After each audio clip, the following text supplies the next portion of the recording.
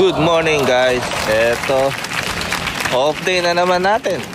Napakasayang araw. Ito pinakamasayang araw talaga. Pag off day, no? Ang sarap ng buhay pag off day. Pasyal-pasyal lang tayo, pasyal-pasyal. Ito ngayon kakain tayo.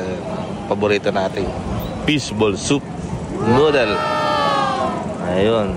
Pumasok na sila misis. Tsaka yung anak ko. On-site sila ngayon. Hindi sila work from home. So ako lang mag-isa sa bahay.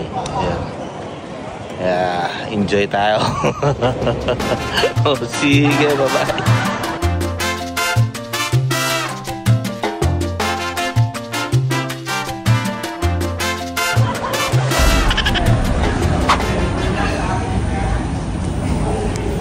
Sarado. Change plan tayo. Hanap tayo ng magandang kakainan ulit. Wala, sarado eh. Okay, hanap tayo.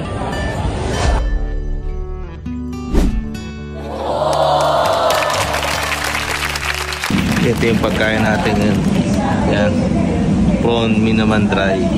May sarado yung fishball noodle soup. So, ang kakain natin ngayon, prawn. Yung katabi niyang shop.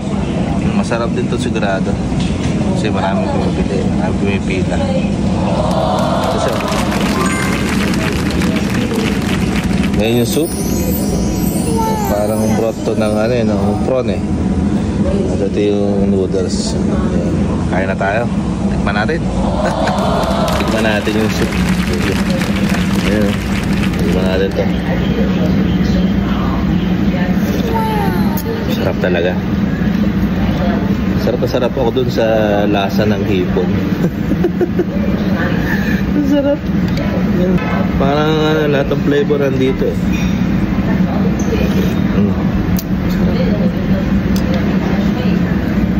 Ginawa ko, minix ko yung yung soup sa noodles. Nahalo ko siya. Yan. Nahalo ko. Tapos haluin ko siya. Haluin ko ng chopstick. Ayan, nahalo ko lang siya. Nahalo ko.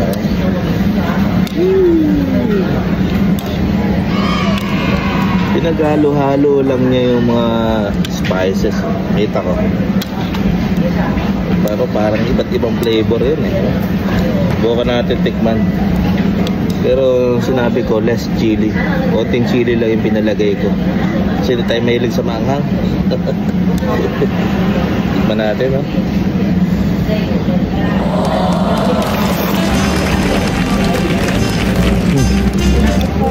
Sarap. Sarap siya.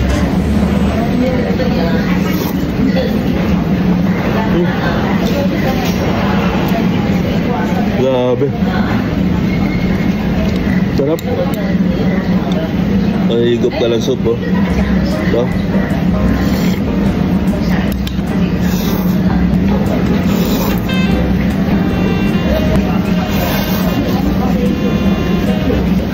Biyate kay Mrs. Kay Bea. Para kay Mrs. Para kay Bea. Sana nag-enjoy kayo sa work. Ito ako, kumakain. Lakas manginis.